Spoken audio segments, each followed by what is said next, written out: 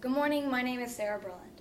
So as some of you may know, there are a bunch of different educational systems or ways of teaching in place all around the world. But I want to draw your attention to two specific countries. Germany and France are the second and third most populated countries in Europe. Their student population size from ages 0 to 24 in Germany was about 18.5 million, and in France it was about 20.3, according to the 2017 census by the CIA. Their education expenditures, which were also counted by the CIA, rounded to about 1.9 billion in Germany and about 1.5 billion in France. And these education expenditures is basically the amount of money spent on education yearly. And this is just some background information that I want you to keep inside your head till later, because I'll reference back to it. But you may be wondering, so what actually are the different educational systems? Well, according to the Structure for European Educational Systems 2016/17, the European Commission stated that Germany had a differentiated branch system. This is when students, after the completion of primary school at age 10, follow distinct educational pathways or specific types of schooling. France, on the other hand, followed a common core curriculum, where after the completion of primary school, they followed the same basic thing as everyone in school. It wasn't really specified or specific. Now, how do you compare these things? One of the best ways is PISA. The Program for International Student Assessment is an international test given to 15-year-olds in 72 different countries. It measures their abilities across math, reading, and science. As shown by this graph, Germany consistently did better than France in all three categories, ranking generally in the top 15 countries. This is great, and while they're both good, Germany is still reaching that little extra bit. And this isn't just an isolated event.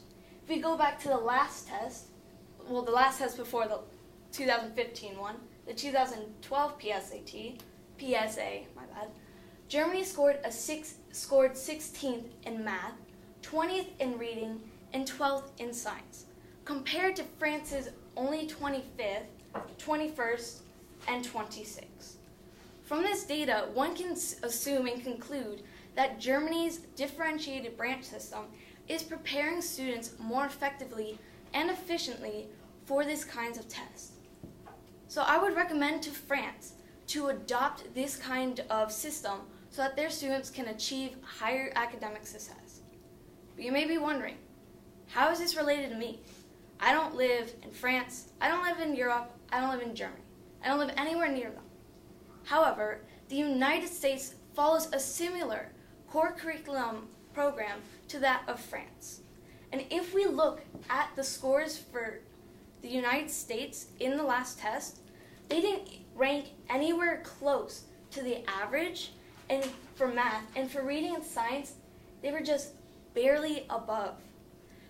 One can see that obviously the core curriculum is not working as well as the differentiated branch, because neither France nor the United States is beating Germany.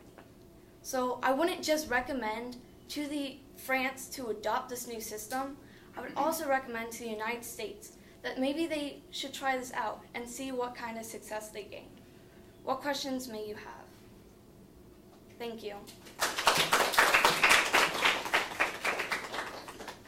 All right. 2 questions. Was there any evidence that you gathered that you didn't use? There were 2 sources, but I found that it was more repetitive things, such as more information, I guess, on Germany's actual program that wasn't necessary for the point I was trying to make. Okay, and what advice do you have for other researchers who consider this topic in the future? I would say when you're researching this, try and think of it from a broader spectrum and how it relates to a bunch of different things as well. Because if you just take these 2 countries and just look, there could be a bunch of discrepancies between them. But if you see a consistent pattern, I would try and look for that because it would boost and make that more credible. All right.